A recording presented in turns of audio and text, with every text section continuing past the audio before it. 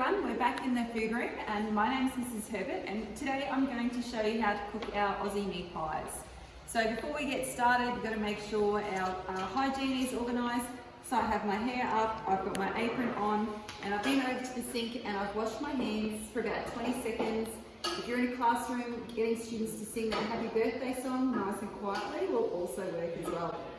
So our recipe today requires our hot oven. So I'm going to put that oven on to 200 and turn the fan on. You've really got to make sure that if you're in a food room, that all the ovens in the room are checked. My food assistant and myself go around and check each of the ovens, as well as the students, their partners need to check that as well. Okay, so I'll show you what the ingredients are.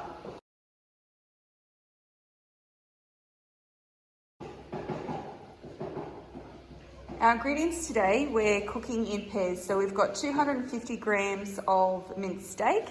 We've got some onion that will need to be diced up, some flour to thicken up our meat mixture, some water that we'll get out of the sink, some mixed herbs, some carrot that we will wash, peel and grate, some tomato sauce and some Worcestershire sauce, and some oil to put in our fry pan to fry up our onion. We've also got some short crust pastry sheets, and that's going to be the top and the bottom of our pie. We're just going to leave them till last because we've got to make sure that they're sorted before we put our cooled meat mixture in. To make a start with our meat pie recipe today, what I'm going to do is chop up my onion. Actually, I'll just peel that first. Put that in our food scrap container. Come in and have a look, Harry. So I'm going to go one way with my onion. I had a person teach me well how to do a lot of my food skills. And I don't pretend to have all the food skills, but you know, we have a crack, get it going. Now, it does say in your recipe for a teaspoon of oil, and again, there are times when we need to be making sure our measurements are correct and exact, but for this one, it's cooking our oil. Now, I'm not going to put my heat up too high. I'm going to put a splash of oil in.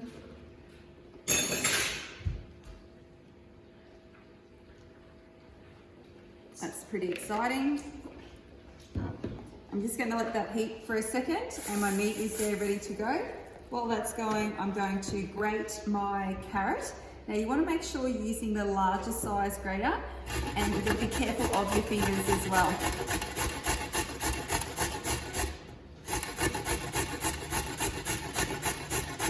And this isn't going to go in yet, but will go in a little bit later.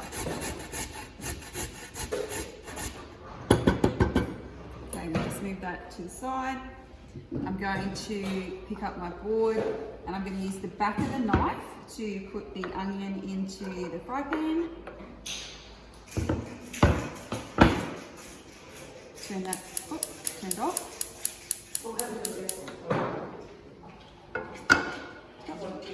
Yep. Now my onion is cooking nicely. I'm going to add my meat to that. And put your rubbish in the bin. I'm going to use my wooden spoon to brown this off.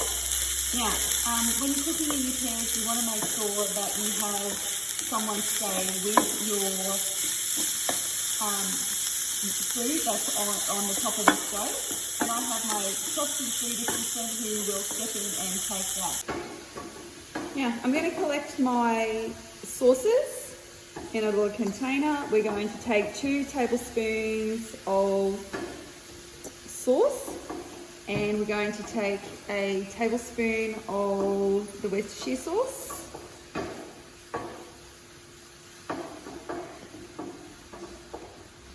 Now I didn't have this out before, but that's okay. We're actually going to put in a tablespoon of soy as well.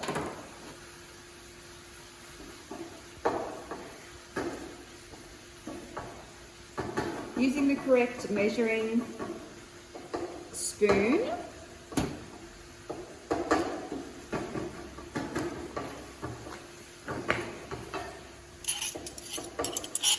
get all that yummy flavours out. and a teaspoon of the mixed herbs. I'm going to take that over to my work area, and while my food assistant is doing their meat, I'm going to get my egg ready. That will be for the pastry, and the eggshells go into the food scrap container.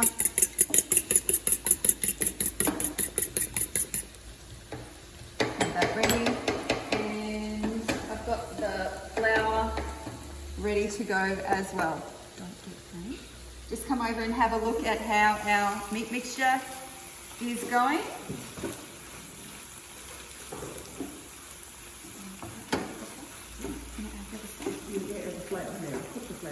Okay, so I'm going to put in our flour. Now you don't want a big dollop of flour. It's not coming out nicely. And I'm going to put that in, give it a bit of a stir.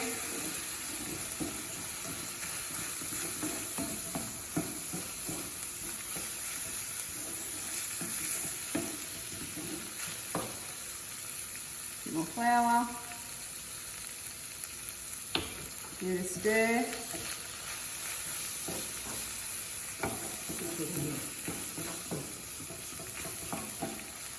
Now we're just going to let that cook for a minute.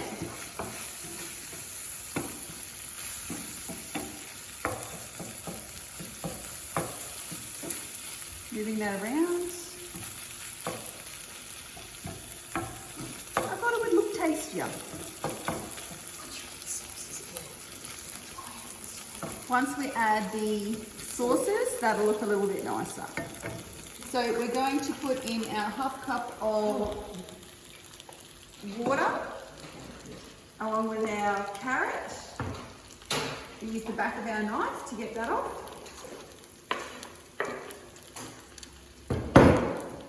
Give that a bit of a mix. Here we go. You can put other things in there as a part of your vegetables as well, if you wanted to. So things like, what is it? Zucchini is something that you could add, grated zucchini. I don't mind celery as a vegetable as well. You know, especially if your kids don't eat your vegetables, this is a great way to hide those things in your food. Or you just tell them that it's in it anyway, because it's healthy for them. So it's looking a little bit bland. What's going to happen with all those colours and flavours, that'll come together quite nicely.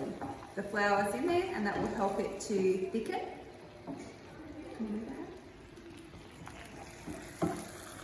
So I'm just going to keep an eye on that. And then my food assistant will grab out the pastries in a moment. But what you need to do is you need to make sure that this is cooled before you put it in the pastry. Otherwise it just sort of melts the pastry straight away. Okay, I'll just leave that. And then I might start to do some cleaning up. Okay, so we've got our shortcut crust pastry sheet. And one of the things you need to be careful of with your pastry sheet is it doesn't crack. So when you want to separate them, I would suggest you grab a knife and carefully go around it. You can see like there's a corner that's broken off. And just slowly work your way through there. And then that will come off. Now, even if it does break, it's a pastry. It can go back together once it's a little bit thawed. Not perfectly, but you've got to try to make sure that it's not being wasted. Now, when we're looking at doing our pies, we need a top and a bottom for a pie. And if you make so this is our pie dish, if you make the two circles the same size, you won't have enough pastry to fill the bottom. So what we're doing is we're grabbing a dish and we're going to trace around a dish so that it sits on the bottom of the pie dish, and then we'll trace the circle of the pie dish as well. Come on in.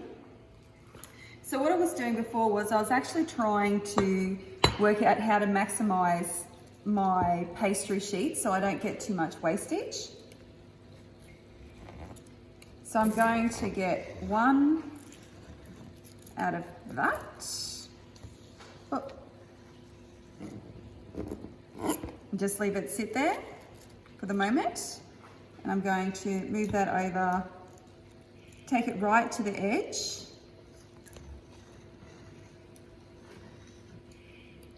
Making sure your fingers are out of the way.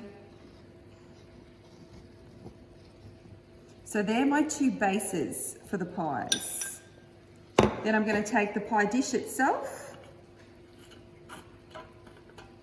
and I'm going to trace around that. Oops. Cutting the tin itself.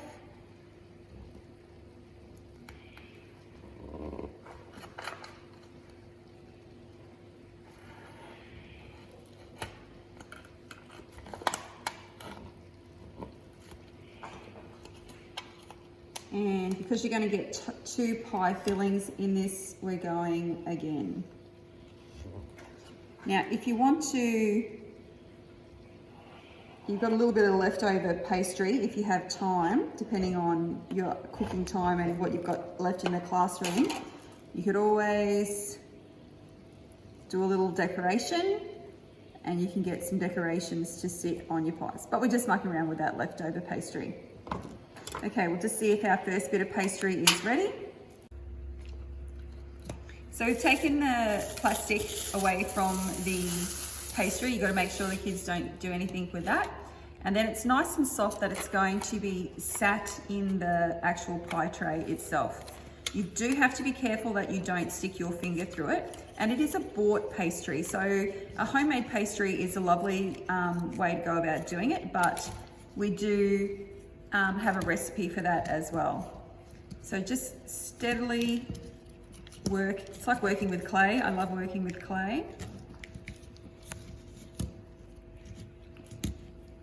It's going to sit in there. Got a little bit of an overhang, but that's okay. That can just get trimmed off later.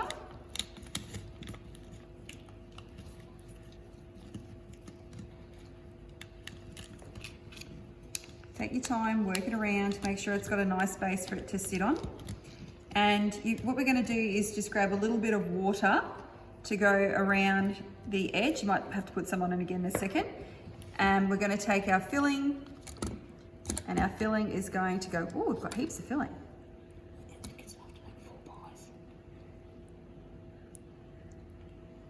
We will probably end up making a couple more. Do you want to put something else? I'm just going to grab a little bit of water, and then that's going to sit on the top. Pinch that together, just softly. We'll play with that in a moment. Now why don't I do that one while you finish that one? What I'm going to do is just trim.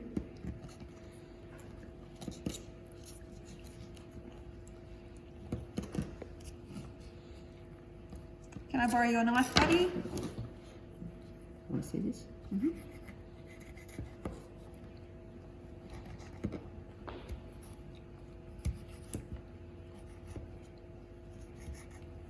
And how are you doing that, Fran?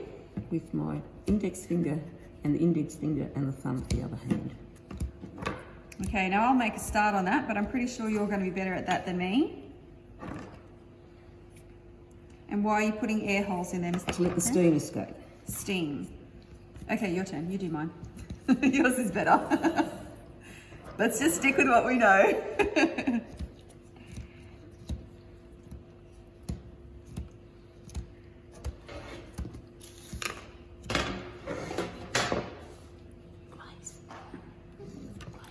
And before we put them in the oven, we're going to get a bit of a glaze on them. So that's what our egg is for.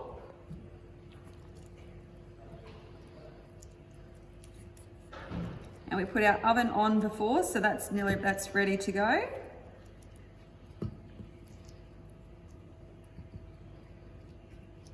It's like painting a picture. That will sit on our baking tray, and we will make a couple more, and then that's going to go into the oven. Making sure your space is all safe. So you're going to open the oven door completely. That's going to sit in the oven, and we're going to close it on. And it needs to be in the oven for 20 to 25 minutes. So we're just going to have a look at the time, and then that's going to come out. So I'll get those out when it's ready.